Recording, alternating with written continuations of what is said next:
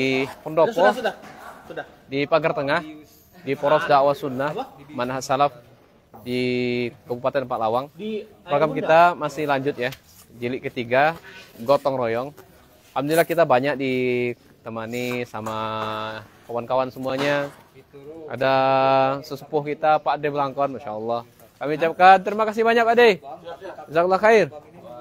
Ada Wak Dayat juga, itu juga sesepuh kita ya. Pak Dayat, siap Pak Dayat?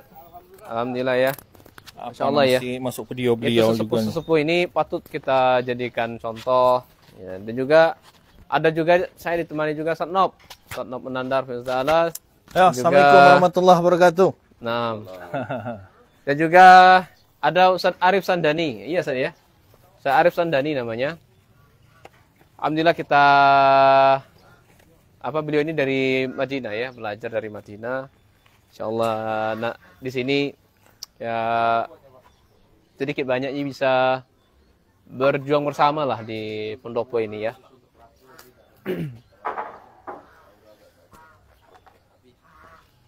Satu hal yang perlu kami saya ingat begini kawan-kawan, kita akan ingat ya dulu zaman Rasulullah SAW itu ada namanya perang Khandaq kan ya kan Sanap? Ya, perang Khandaq. Dulu sahabat-sahabat itu ketika gali parit itu kalau ditaksir itu lebih kurang 5 meter lah kalau nggak salah itu. 5 meter pun kalau digali kan juga dalam itu. Kan tujuannya untuk agar musuh yang pakai kuda itu nggak bisa melewati Rasulullah SAW dan sahabatnya. Itu bayangkan yang menggali itu waktu itu dalam keadaan lapar kan sebenarnya. Dalam keadaan lapar diikat lagi bro. Di perutnya diikat ada dengan batu-batu gitu ya. Batu ya. Luar biasa ya kawan. Tapi alhamdulillah kita sekarang ini saya rasa Pak Dayat sudah makan nggak Pak Dayat? Alhamdulillah. Belum kita merasakan 3 hari tidak makan kan? Ya, alhamdulillah, masya Allah. Ya insya Allah strategi energi kita sudah siapkan semuanya di sini. Ya kita sudah makan sebelum kerja kita sarapan dulu.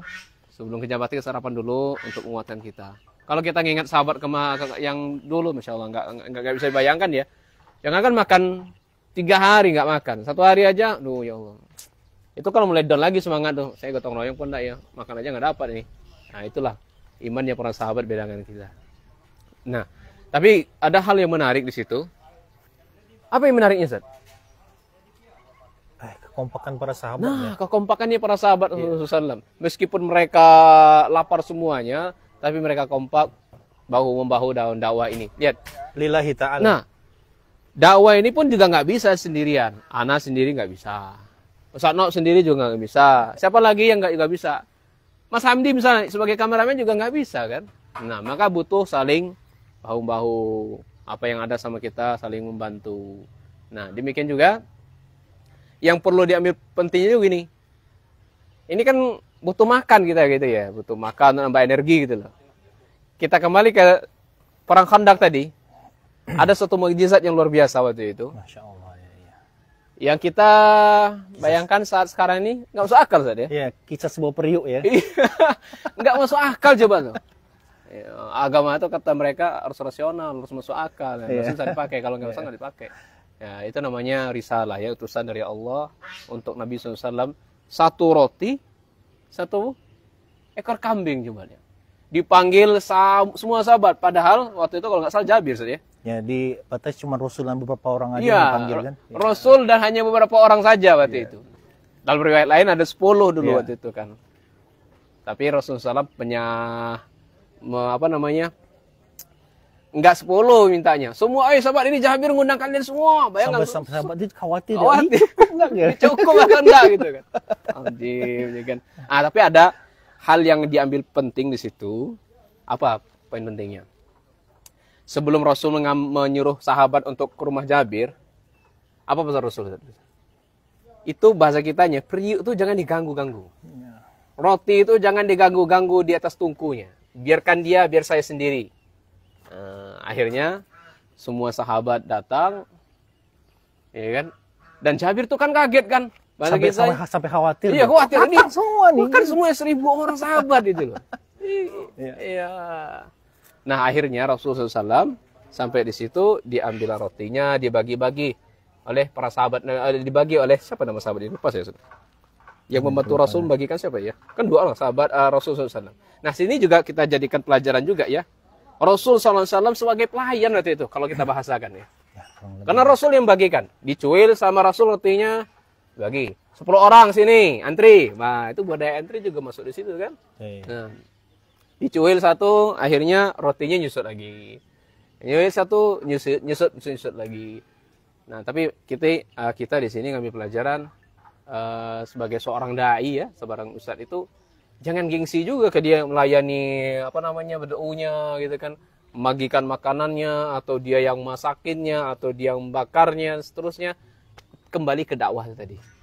Ya, kembali ke dakwah tadi bahwasanya dakwah itu apa sih? Nggak harus ada gengsi, geng. Nggak ada gengsi-gengsinya. Oh, saya kan Rasul. Saya harus dimuliakan dong. Nah, memang harusnya dimuliakan begitu. Tapi kan Rasul selalu mengatakan, oh saya harus dimuliakan begitu. Saya harus masa saya ini Rasul yang bagi kan?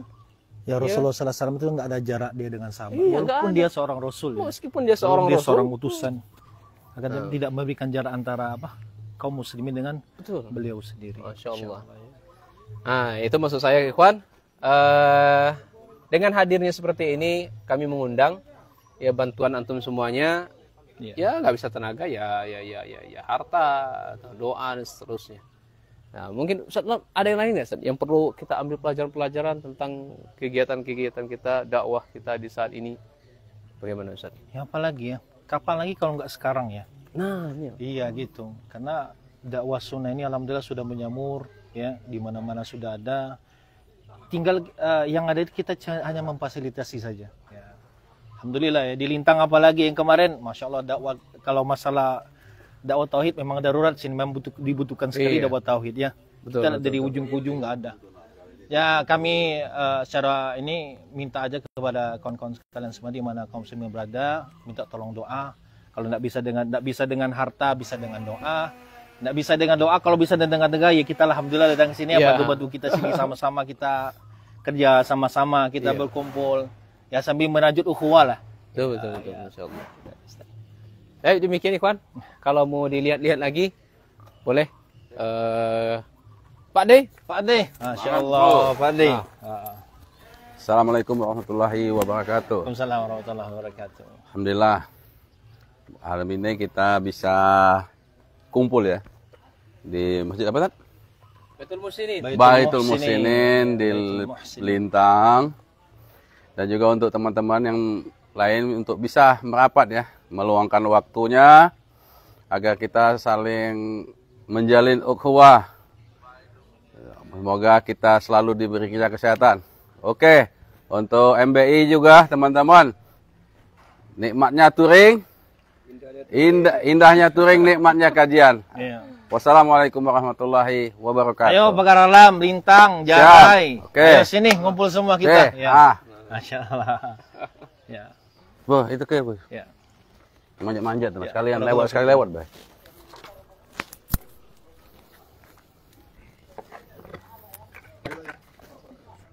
Oh iya.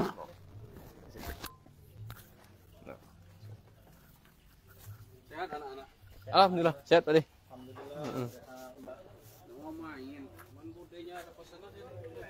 Umi sekarang nggak ngajar lagi kan, jadi standby ada terus. Sekarang kita itu rangka atap. Ya, target utama sekarang ini bisa masuk rangka atap dulu. Nah, kita yang sebagai pejuang-pejuangnya ini, kita bekerja yang apa yang bisa kita lakukan. Ini yang bikin rangka dinding ya. Rangka dinding ini. Nah, demikian.